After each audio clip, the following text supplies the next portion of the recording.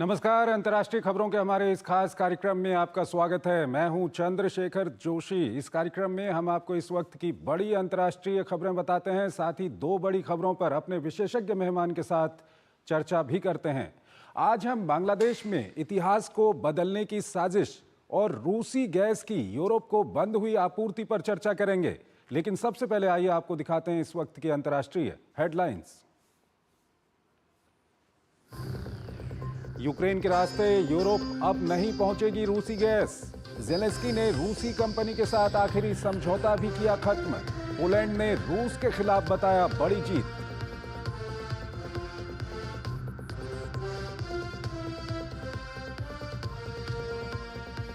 नए साल के जश्न पर अमेरिका में कोहराम। सरफिरे ने 10 लोगों को रौंदा। न्यू ऑरलियंस के कैनाल और बार्बन स्ट्रीट पर भीड़ पर चढ़ाया वाहन। फायरिंग की भी खबर।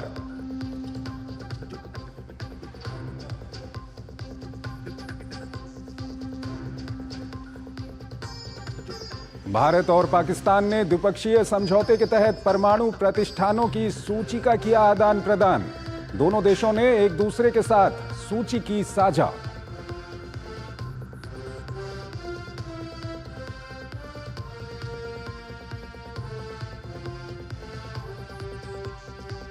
ताइवान ने लोकतंत्र को कमजोर करने की कोशिश को लेकर चीन की कड़ी आलोचना की। बताया दोनों पक्षों के बीच विश्वास निर्माण के लिए हानिकारक। ताइवान के विलय को लेकर चीनी राष्ट्रपति ने दिया था बयान।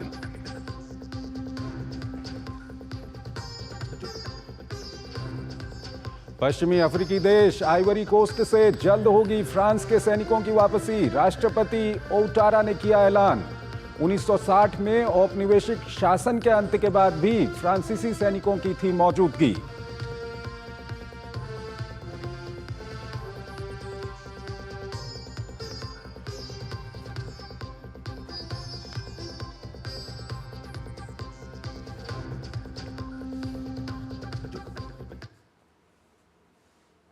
और आइए सबसे पहले बात करते हैं बांग्लादेश की। बांग्लादेश में अंतरिम सरकार के गठन के बाद लगातार ऐसे कदम उठाए जा रहे हैं जिससे पता चलता है कि अंतरिम सरकार बांग्लादेश की पहचान को मिटाना चाहती है और देश को इस्लामी कट्टरपंथ की ओर ले जाना चाहती है। ऐसे ही एक फैसले के तहत अंतरिम प्रशासन के द्वारा अब बच्चों की किताबों में परिवर्तन किया जा रहा है। इस सब के बीच बांग्लादेश की सेना ने भारत के साथ अच्छे संबंधों को बनाए रखने पर जोर दिया है। ये रिपोर्ट देखिए।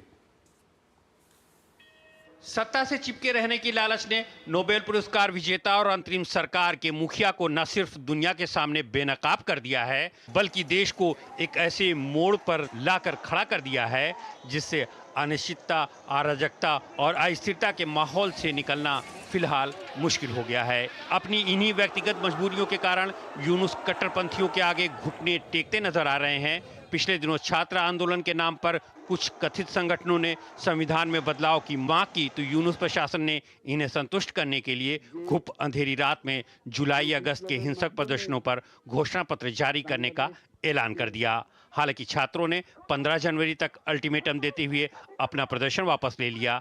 वहीं बीएनपी ने संविधान में बदलाव की इस मांग को फांसीवादी करार दिया है। इतना ही नहीं, अब स्कूली बच्चे नया इतिहास पढ़ेंगे। प्राथमिक और माध्यमिक की नई पाठ्य पुस्तकों में स्वतंत्रता के नायक शेख मुजीबुर रहमान नहीं बल्कि ज़ियाउर रहमान होंगे।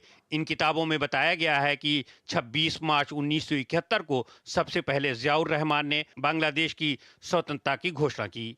हालांकि बंगबंधु के कहने पर 27 मार्च को ज़ियाउर रहमान ने फिर से इसका ऐलान किया। ये पहली बार नहीं है जब बांग्लादेश की पाठ्य पुस्तकों में इस तरह का बदलाव किया गया है। इससे पहले 1996-2001 के अवामी लीग के कार्यकाल के दौरान शेख मुजीबुर रहमान को स्वतंत्रता की घोषणा करने वाला, जबकि ज़ियाउर रहमान को सिर्फ ये संदेश पढ़ने वाला बताया गया था। जबकि बीएनपी की सरकार में बताया गया कि स्वतंत्रता की घोषणा ज़ियाउर रहमान ने ही की थी। बदलते घटनाक्रम के बीच सेना प्रमुख ने राजनीति में हस्तक्षेप नहीं करने का भरोसा जरूर दिया है, लेकिन सवाल उठ रहे हैं कि कितनी देर तक। साथ ही उन्होंने भारत को बड़ा भाई बताते हुए कहा कि सेना सौहार्दपूर्ण संबंध बनाए रखने के लिए बेहद उत्सुक है। वहीं राजनीतिक ध्रुवीकरण भी तेजी से गहराता जा रहा है। अब तक हर मोर्चे पर साथ साथ नजर आने वाली बीएनपी और जमात-ए-इस्लामी में मतभेद साफ दिखाई दे रहे हैं। बीएनपी तुरंत चुनाव चाहती है, लेकिन जमाते इस्लामी इसके मूड में नहीं है। वहीं चुनाव आयोग ने कहा है कि शेख हसीना की पार्टी अवामी लीग चुनाव लड़ सकती है जब तक कि उस पर प्रतिबंध नहीं लगाया जाता है। अनिल कुमार तिरकुनायत हमारे साथ जुड़ रहे हैं, विदेशी मामलों के जानकार हैं, उनसे हम बातचीत करेंगे इस मामले पर। अनिल जी, बहुत बहुत स्वागत है आपका हमारे इस कार्यक्रम में। पहला सवाल जो मैं आपके सामने रखने जा रहा हूं वो यही है कि मुजीबुर रहमान या जियाउर रहमान, ये किस तरह का विवाद खड़ा करना चाहती है वहां पर अंतरिम सरकार? देखिए, जो अंतरिम सरकार है वो बेसिकली मुझे तो ये लगता है कि जिसको अभी उनको समझ नहीं आ रहा है कि क्या किया जाए। जो अपनी हिस्ट्री को अगर आप हटाना चाहते हैं पूरी तरह से, तो मैं समझता हूं कि वहां पर देश पूरी तरह डिवाइडेड हो जाएगा, क्योंकि चाहे अवामी लीग की बात हो या उनके स्वतंत्रता संग्राम की बात हो 1971 की, आप हिस्ट्री को तो नहीं नकार सकते ना। तो ये एक समस्या है जिसको बांग्लादेश की नई सरकार कुछ करना चाहती है। इससे सबसे बड़ी बात मैं समझता हूँ कि ये कोशिश कर रहे हैं कि कंट्रोवर्सी जनरेट होती रहे, और ताकि उनको एक जैसे इंडिया पंचिंग का मौका मिल रहा है, और दूसरी तरफ ये है कि दूसरे देश जैसे चाहे वो चीन हो, पाकिस्तान हो, अमेरिका हो, उनसे सपोर्ट मिलने की आशा है। तो वो इसी के ऊपर बलबूते पर चल रहे हैं। लेकिन लोग जो हैं वहाँ के, अभी भी आज की डेट में भी 40-45% लोग जो हैं वो अवामी लीग को या शेख मुजीबुर रहमान को उनका वही इज्जत करते हैं। लेकिन आप अपने सारे आइकॉन्स को अगर तोड़ देंगे और उनको निपटाने की कोशिश करेंगे तो मैं समझता हूं कि काफ़ी एक समस्या हो सकती है। तिरकुनाथ जी, ये बच्चों के पाठ्यक्रम में जो बदलाव की बात है कि इतिहास को वहां पर बदल दिया जाएगा, दरअसल किस ओर ये देश को ले जाना चाहती है अंतरिम सरकार वहां पर? देखिए, मैं तो समझता हूं कि इस वक्त पूरा एक बड़ा इस्लामिस्ट एजेंडा लेकर के वो लोग चल रहे हैं। सबसे बड़ी बात यह है, शेख मुजीबुर रहमान जो है, आप जानते ही हैं कि उन्होंने बड़ा सेकुलर टाइप का एक बांग्लादेश का कल्पना की थी, और बांग्लादेश ने काफ़ी तरक्की भी की है। मैं समझता हूं कि पूरे रीजन के अंदर में सबसे अच्छी तरह अगर प्रोग्रेस किसी कंट्री ने की तो वो बांग्लादेश ने की, coming from a very typical situation in 50 years. तो ये जो इस तरह का जिसको कहते हैं कि रिविजनिज्म टोटल जो है, आप पूरे अपने इतिहास को बदलने की कोशिश करेंगे, तो ये फिर अगली बार जो गवर्नमेंट मान लीजिए दूसरी आती है, अगर आप इसको डेमोक्रेसी चलाएंगे तो कोई भी गवर्नमेंट आ सकती है पावर में, तो फिर उससे दोबारा उसको बदलेगी उसको। तो ये मैं समझता हूँ कि इतिहास के साथ जो भी छेड़छाड़ है, ये एक किसी भी देश के लिए बहुत घातक हो सकता है। एक और वहाँ से जो खबर आ रही है, खबर ये आ रही है कि जब शेख हसीना की सरकार वहाँ पर चली गई थी, अंतरिम सरकार वहाँ पर बनी थी, तो हमने ये देखा था कि जो प्रमुख विपक्षी दल था बीएनपी और जमात के संबंध उस वक्त पे काफ़ी अच्छे थे। लेकिन अब जल्द चुनाव कराने की मांग को लेकर बीएनपी और जमात दोनों अलग अलग बातें कह रही हैं, दोनों के अलग अलग रुख हैं। ये चुनाव को लेकर के क्या कुछ वहाँ पर आक्रोश जो पैदा हो रहा है, इसको लेकर के क्या कुछ कहेंगे आप? देखिए, बीएनपी एक पॉलिटिकल पार्टी है। अभी तक वो अपोजिशन में रही है, उनके लीडर जो थे उनको जेल में भी रखा गया, तो ये समस्याएं वहां पर हैं। तो बीएनपी जो है उसको लग रहा है कि इस वक्त सिचुएशन ऐसी है कि उसको एक मौका मिल सकता है कि वो दोबारा से पावर में आ जाए, और वो एक मेजर पॉलिटिकल पार्टी है वहाँ की, और वो चाहती है कि जो डेमोक्रेसी जिस तरह से भी है वो चलती रहे और वो पूरी तरह पार्टिसिपेट करें। जहाँ तक रही बात जमाते इनकी, तो अब मैं समझता हूँ जमाते इस्लामी जो है वो उनका एक एजेंडा है, एक आइडियोलॉजिकल एजेंडा है बेसिकली। उनको इलेक्शन से इतना मतलब नहीं, क्योंकि उनके सारे लोग अब की पोजीशंस के अंदर बैठे हुए हैं इस वक्त में। तो उनको उससे फायदा है कि देर से इलेक्शन हो, और ना ही करंट गवर्नमेंट भी जल्दी चाहती है इलेक्शन कराना इस वक्त जो है ट्रांजिशन में, तो वो भी इसी वजह से डिले हो रही है। तो इससे एक तरह का एक सिविल अनरेस्ट होने के चांसेस ज़्यादा है। वहाँ पर एक महत्वपूर्ण स्टेक होल्डर है, वो है बांग्लादेश की आर्मी। और बांग्लादेश की आर्मी को लेकर के अभी पहले ये खबर आई थी कि पाकिस्तान की आर्मी बांग्लादेश की आर्मी को ट्रेंड करेगी। उसके बाद ये कहा गया कि ऐसा नहीं होगा। बांग्लादेश की आर्मी ने कहा कि हम खुद में सक्षम हैं। और अब बांग्लादेश की आर्मी की ओर से ये बयान आया है कि वो जो पॉलिटिकल प्रोसेस है उसमें कोई हस्तक्षेप नहीं करना चाहती है। भारत को बांग्लादेश की आर्मी ने अपना बड़ा भाई बताया है। तो ये बांग्लादेश की आर्मी का वहाँ पर स्टैंड, इसको आप किस तरह से देखते हैं? देखिए, बांग्लादेश की जो आर्मी है वो हमेशा से एक पॉलिटिकल एक्टर बनी रही है। पुराने जनरल चाहे जियाउर रहमान हो, इरशाद हो, उन सब ने रूल किया है बांग्लादेश के ऊपर में, फॉर्मर जनरल्स थे। लेकिन जो एक्टिव इस वक्त जनरल है वो ये जानते हैं कि अगर देश के अंदर में आर्मी आएगी तो फिर से एक समस्या हो सकती है, और एक इंटरनेशनल जो अभी उनको सपोर्ट मिला हुआ है उसमें भी वो परेशानी आ सकती है। तो इसलिए इस वक्त मेरे ख्याल से आर्मी इंटरेस्टेड नहीं है कि वो पावर लेके खुद चलाए। दूसरा चीज़ ये है कि किस तरह से कंट्री के अंदर ट्रांजिशन में समस्या तो आती हैं, हर देश में आती हैं जहाँ पे भी ट्रांजिशन होता है। तो इस वक्त में जो वो कह रहे हैं कि भारत के साथ, भारत बड़ा देश है, भारत ने तो हमेशा भला ही चाहा है, और बहुत सारे वहाँ के जो फौजी हैं वो यहाँ पे ट्रेन भी हुए हैं। भारत ने शुरू से एक अच्छा कोलैबोरेटिव सिस्टम रखा है वहाँ के बारे में। तो मैं समझता हूँ कि ये एक पॉजिटिव स्टेटमेंट है उनके यहाँ से आर्मी जनरल का, और उसको उसी रूप में देखना चाहिए। लेकिन मैं होना ये चाहिए कि सारे देश के अंदर लोगों को लगना चाहिए कि भारत ने हमेशा बांग्लादेश का भला चाहा है, और जो भी भारत ने आज तक किया है वो बांग्लादेश के लोगों के लिए किया है, ना कि किसी पर्टिकुलर सरकार या किसी लीडर के लिए। त्रिगुणाथ जी, एक ये बयान हम दिखा भी रहे हैं, ये बांग्लादेश के विदेश विभाग की तरफ से ये बयान आया है। इसमें ये कहा गया है कि वो भारत के साथ अच्छे संबंध चाहते हैं, 2025 में उनकी प्राथमिकता है कि भारत के साथ अच्छे संबंध हों। तो हमने हाल के दिनों में देखा है कि जिस तरह का एजेंडा वहाँ पर चला है अंतरिम सरकार की ओर से, हिंदुओं के साथ वहाँ पर अत्याचार हुआ है, अल्पसंख्यकों के साथ वहाँ पर अत्याचार हुआ है, और अब ये अंतरिम सरकार के जो विदेश मामलों के प्रभारी हैं वो कहते हैं कि 2025 में भारत के साथ अच्छे संबंध बनाना हमारी प्राथमिकता है। आपको क्या लगता है कि हाल के दिनों में कुछ दबाव में आई है वहाँ की अंतरिम सरकार? देखिए, दबाव नहीं है। अगर आप देखें तो ज्योग्राफिकली 3 तरफ से बांग्लादेश भारत के साथ में सीमा मिलती है, और चौथी तरफ समुंदर है उनके पास में। तो उनको भारत पे जो है रिश्ता, भारत ने, देखिए इस बीच में इन्होंने कुछ भी कहा हो, किसी भी तरह के स्टेटमेंट्स आए, भारत ने लगातार उनको जो उनकी रिक्वायरमेंट्स है, जो उनकी चीज, बिजली है, चाहे पानी है, गैस है, जो भी चीज चाहिए उनको, वो सब भारत कंटिन्यू करते रहा, थ्रू आउट सप्लाई किया है। कोई किसी चीज का उसमें इंटरप्शन नहीं आने दिया है। तो उससे उनको लगता है, वहां के लोगों को तो समझ आ रहा है कि भारत ने तो अब तक कोई प्रेशर नहीं डाला है इस तरह का। ओनली थिंग भारत ने कहा है कि भाई आपके यहाँ जो माइनॉरिटीज हैं, हिंदूज हैं, दूसरे लोग हैं, उनकी रक्षा करना जो इस वक्त सरकार है वहां उसका धर्म है और उसको करना चाहिए।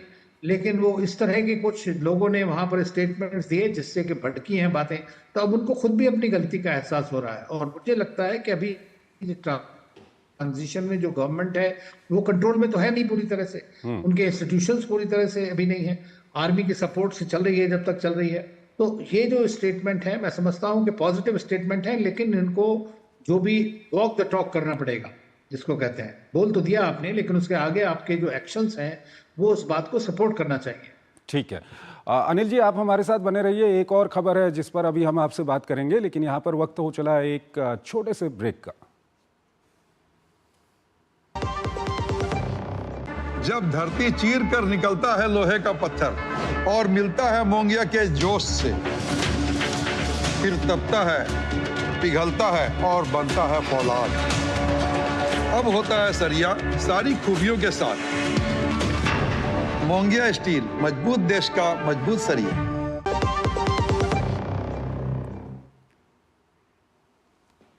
स्वागत है आपका ब्रेक के बाद। अगली खबर की ओर आपको लिए चलेंगे। रूस की गैस अब यूक्रेन होते हुए यूरोप तक नहीं पहुंच पाएगी। रूस और यूक्रेन के बीच युद्ध के कारण लंबे समय से चली आ रही ये व्यवस्था अब रोक दी गई है। जहां इसका असर यूरोप के कई देशों में हो रहा है, तो वहीं यूक्रेन ने इसे अपनी जीत और रूस के लिए बड़ा आर्थिक झटका बताया है। ये रिपोर्ट देखिए। यूरोप में नए साल का आगाज एक कड़ी परिस्थिति के साथ हुआ, फिर भी यूक्रेन समेत कई देश इसे अपनी बड़ी जीत मान रहे हैं। दरअसल यूक्रेन ने यूरोपीय संघ के देशों को अपने देश से होते हुए रूसी गैस की आपूर्ति बंद कर दी है। यूक्रेन के गैस ट्रांजिट ऑपरेटर नेफ्टोगैज और रूस के गैज़प्रोम के बीच 5 साल का समझौता समाप्त होने के बाद ये आपूर्ति बंद हुई है। यूक्रेन के राष्ट्रपति ने कहा कि रूस को अपने ही खून से अरबों की कमाई नहीं करने दी जाएगी, जबकि पोलैंड ने रूस के खिलाफ इसे एक और बड़ी जीत बताया है। रूस साल 1991 से यूक्रेन होते हुए यूरोप को गैस पहुंचाता रहा है। स्लोवाकिया और हंगरी ने समझौते की मियाद बढ़ाने की नाकाम कोशिश की। इससे स्लोवाकिया के सबसे ज्यादा प्रभावित होने की बात कही जा रही है, लेकिन ईयू का मानना है कि यह असर काफी सीमित होगा। स्लोवाकिया के प्रधानमंत्री ने पिछले हफ्ते पुतिन से मुलाकात कर यूक्रेन को बिजली आपूर्ति रोकने की धमकी भी दे डाली थी। हालांकि ज़ेलेंस्की पर इसका कोई असर नहीं हुआ। रूस अब भी ब्लैक सी के पार टर्क स्ट्रीम पाइपलाइन के जरिए हंगरी, तुर्की और सर्बिया को गैस भेज सकता है। यूक्रेन के रास्ते रूसी गैस की आपूर्ति का बंद होना यूरोप की ऊर्जा नीति में बड़े बदलाव का संकेत है।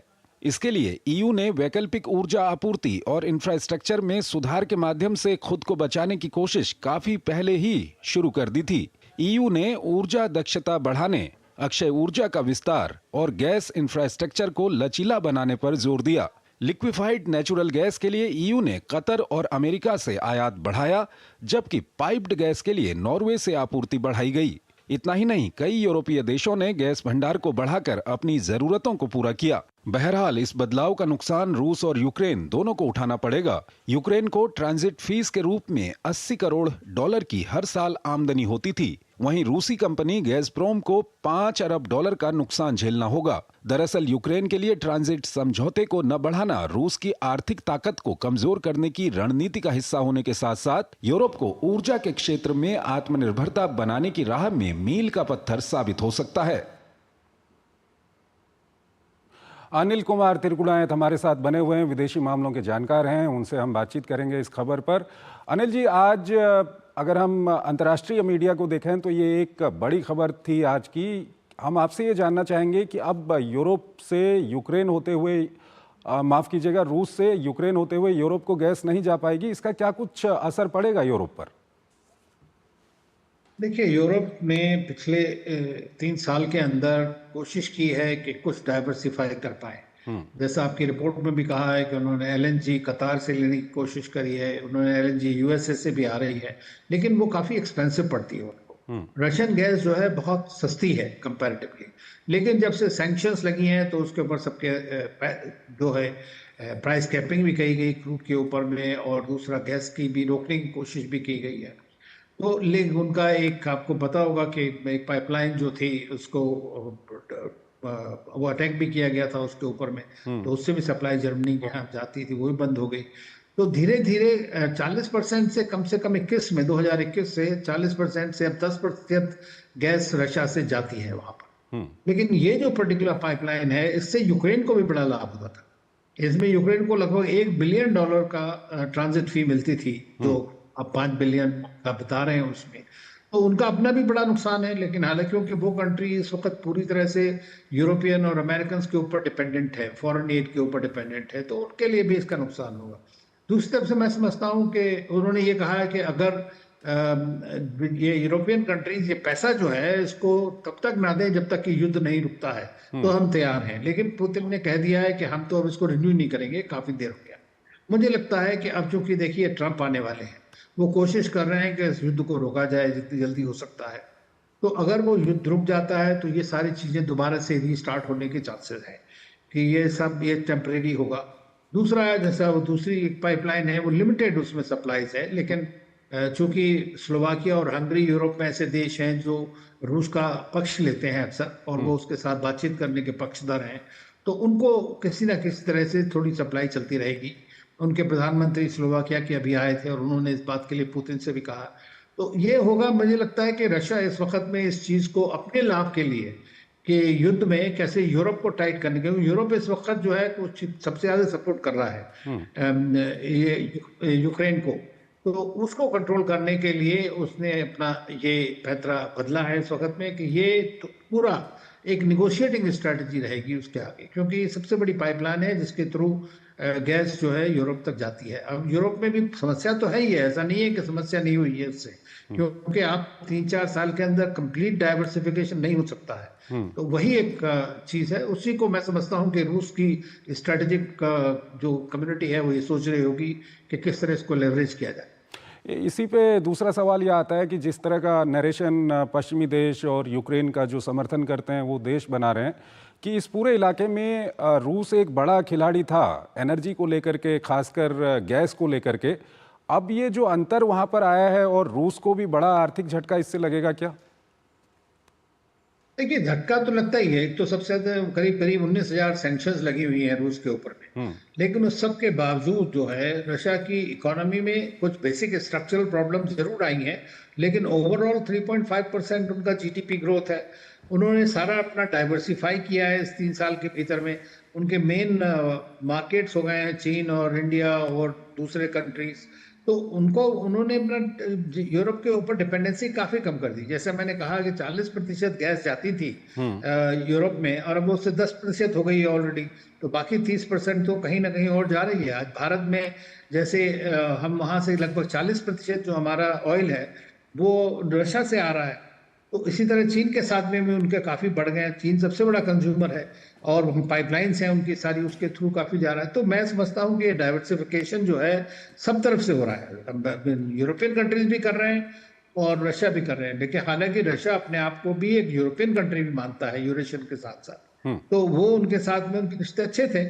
लेकिन अब चूंकि बिकॉज यूक्रेन क्राइसिस के बाद से यूरोपियन कंट्रीज ने काफी स्ट्रॉन्ग मत लिया है उसके अगेंस्ट में रूस के, तो अब उसको रूस भी स्ट्रेटेजिकली यूज कर रहा है।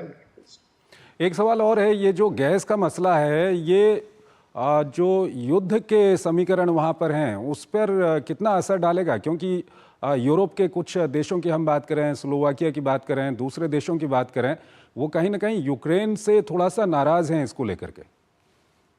देखिए, यूरोप डिवाइडेड है जहां तक यूक्रेन इशू की बात है। हर एक कंट्री सबसे पहले तो अपने बारे में सोचता है कि हमारे देश का क्या होगा, हमारे नागरिकों को क्या होगा। आप अकाउंटेबल हैं, आप डेमोक्रेसी हैं, तो आप अपने लोगों के लिए अकाउंटेबल हैं, तो वो तो अपने देश के बारे में सोचते हैं। चाहे स्लोवाकिया हो, हंगरी, वो कहते हैं कि भाई आप सब कुछ तोड़ देंगे रूस के साथ में तो हमारा सबसे बड़ा नुकसान होगा।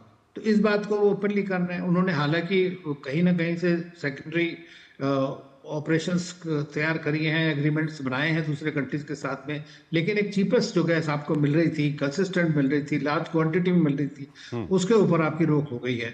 लेकिन मैं समझता हूँ इस सारे उसके अंदर में एक ट्रम्प का क्या रोल रहेगा, प्रेसिडेंट ट्रम्प 20 जनवरी के बाद में, वो देखने की बात है कि, और उस पर काफी असर पड़ेगा। देखिए, अगर मान लीजिए रशिया और यूक्रेन की युद्ध रुक जाता है तो उसके आगे फिर से ये इसका जो समीकरण है वो बदल सकता है दोबारा से। ठीक है अनिल जी, बहुत बहुत शुक्रिया आपका हमारे इस कार्यक्रम में जुड़ने के लिए और इन दोनों बड़ी खबरों पर अपना विशेष विश्लेषण हमारे दर्शकों को बताने के लिए। और इसी के साथ वक्त हो गया है, हम अपने इस कार्यक्रम को यहीं पर ख़त्म करते हैं, लेकिन जाते जाते आपको छोड़ जाते हैं आज की प्रमुख अंतर्राष्ट्रीय खबरों के साथ। नमस्कार। अमेरिका के न्यू ऑरलिंस में एक कार भीड़ को रौंदते हुए लोगों के बीच घुस गई। इस हादसे में कम से कम 10 लोगों की मौत हो गई और करीब 30 लोग घायल हैं। यह हादसा उस वक्त हुआ जब एक शख्स ने न्यू ऑरलिंस के फ्रेंट कार्टर के बारबन स्ट्रीट में कार को भीड़ के ऊपर चढ़ा दिया। भारत और पाकिस्तान ने बुधवार को द्विपक्षीय समझौते के तहत अपने परमाणु प्रतिष्ठानों की सूची का आदान प्रदान किया। यह समझौता दोनों देशों को एक दूसरे के परमाणु ठिकानों पर हमला करने से रोकता है। इस मामले पर भारत के विदेश मंत्रालय ने कहा कि सूची का आदान प्रदान परमाणु प्रतिष्ठानों पर हमले को रोकने वाले एक समझौते के प्रावधानों के तहत हुआ। नई दिल्ली और इस्लामाबाद के बीच राजनयिक माध्यम से सूची का आदान प्रदान एक साथ किया गया। ईरान की समाचार एजेंसी ने देश के उप विदेश मंत्री काज़ेम गरीबाबादी के हवाले से बताया कि ईरान और 3 यूरोपीय देशों के बीच परमाणु वार्ता का अगला दौर 13 जनवरी को जिनेवा में होगा। ईरान ने नवंबर 2024 में ब्रिटेन, फ्रांस और जर्मनी के साथ अपने विवादित परमाणु कार्यक्रम के बारे में बातचीत की थी। दरअसल तेहरान यूरोप समर्थित प्रस्ताव से नाराज चल रहा है, जिसमें ईरान पर संयुक्त राष्ट्र परमाणु निगरानी संस्था के साथ खराब सहयोग का आरोप लगाया गया था। ताइवान के राष्ट्रपति लाई चिंगते ने अपने पहले नए साल के संबोधन में चीन के साथ शांतिपूर्ण और सम्मानजनक आदान प्रदान की इच्छा जताई, लेकिन यह स्पष्ट किया कि बीजिंग की आक्रामक नीतियां दोनों पक्षों के बीच संवाद की राह में सबसे बड़ी बाधा हैं। उन्होंने ताइवान के लोकतंत्र को कमजोर करने की कोशिश करने के लिए चीन की आलोचना की। इन प्रयासों को प्रतिकूल और दोनों पक्षों के बीच विश्वास निर्माण के लिए हानिकारक बताया। कांगो के एक सैन्य न्यायाधिकरण ने हत्या, लूटपाट और कायरता सहित अन्य आरोपों में 13 सैनिकों को मौत की सजा सुनाई है। सैन्य अधिकारियों ने कहा कि सेना के अनुशासन को सुधारने के लिए यह कदम उठाया गया है। सैनिकों को मंगलवार को कांगो लोकतांत्रिक गणराज्य के पूर्वी उत्तर किवो प्रांत के लुबोरो शहर में सजा सुनाई गई, जहां कांगो सेना लगभग 3 वर्षों से रवांडा समर्थित M23 विद्रोहियों से लड़ रही है। यमन के हौती लड़ाकों ने कहा है कि उन्होंने मध्य मारे प्रांत के ऊपर हवाई क्षेत्र में एक अमेरिकी सैन्य MQ-9 रीपर ड्रोन को मार गिराया है। हौती सैन्य प्रवक्ता ब्रिगेडियर जनरल याहा सारी ने कहा है, ड्रोन को स्थानीय रूप से निर्मित सतह से हवा में मार करने वाली मिसाइल द्वारा मार गिराया गया है।